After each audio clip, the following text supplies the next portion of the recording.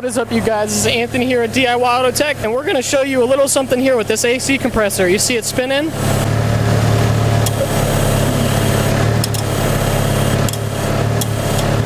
I can get it to stop and start by moving this connector back and forth. We're going to take this off and we're going to go ahead and replace it today. Alright guys, so as you saw in that intro clip, right there in the beginning when I was wiggling this connector around, you saw that the AC compressor, the clutch would kick on and off, showing you that there was some intermittent issue in here with getting the voltage through. What I noticed was when I pulled this off, when I pulled off my connector, I didn't include this in the video because it didn't show anything diagnostically. We were getting our 12 volt feed in there no matter what I was doing. And the reason being was I was using some T-pins and going on the inside, but those are a nice tight fit. Within the AC compressor itself, the pins are a lot thinner than you would expect. So when you look at connectors, one of the really big points here and one of the keys that I want to try and make is you have to also check the pins and the springs within the connector, because in this connector here, the actual spring that spring loads against the male terminal has gone bad and allows for a lot of wiggle room. That tells me that this connector itself, the upper portion of the connector is okay and this lower portion is bad, but we always place them as units. So that's what we're going to do in this video, is we're just going to do a quick swap out of connectors of a GM OEM part and wrap this video up. Take off some of this old electrical tape. Go ahead and pull the wire out from the wiring loom. And then we'll snip the wire off at a suitable location and splice in our new wire and connector.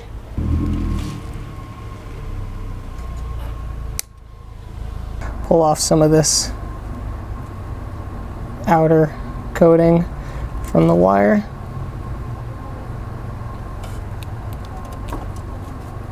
Like so.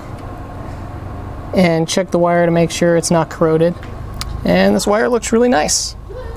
We'll take the new OEM part, match it up against the old one, plug it into the stock location. We have an extra wire here, we're not going to need to worry about that. This is a generic connector, and we're just going to kind of see how much wire we need. So it looks like if I cut it about right here, we'll be good.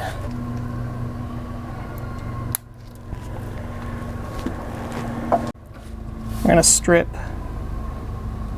some outer material off this as well. Just like that. Check this wire as well, and it looks good. Before you solder anything together, I would highly suggest putting your shrink tubing over the top of everything, just so you have everything, all your bases covered.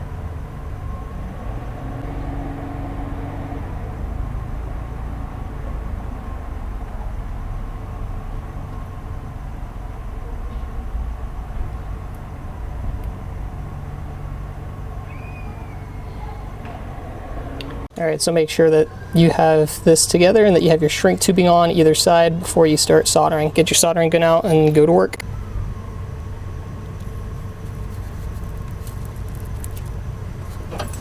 Double check your solder. Make sure it looks good. Looks good to me. Throw the shrink tubing over.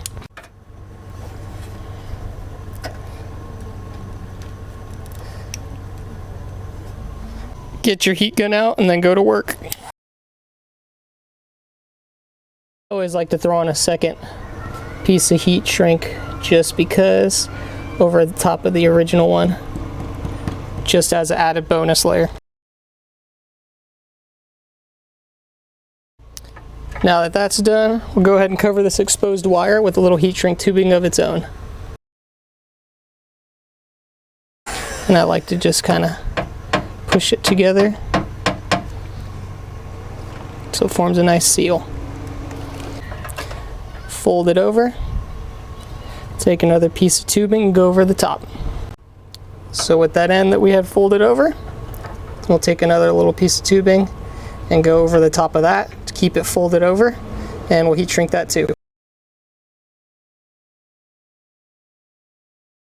Now I'll take the whole thing, plug it in. Like so. I'll take the wires and tuck them back into the wiring loom.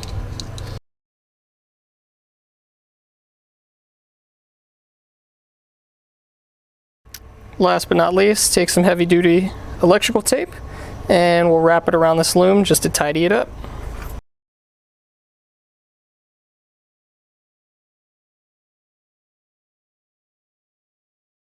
Last but not least, go ahead and check your work. Move that connector around.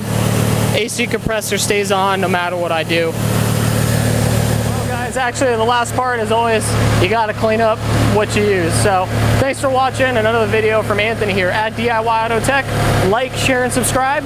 We'll see you next time.